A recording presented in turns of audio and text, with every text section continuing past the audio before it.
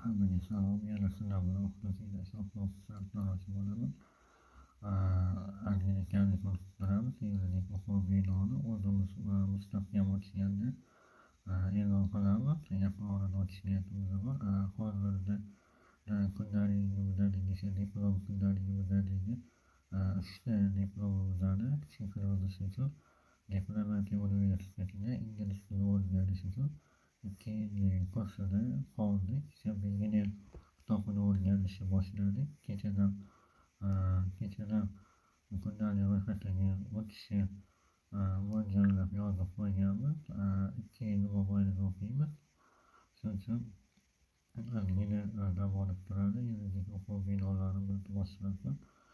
Bu yoqqa faqatgina kichkina bo'lgan kurs kundalik ma'lumotlarni berib boramiz. Mana o'shalardan ham foydalansanglar bo'ladi.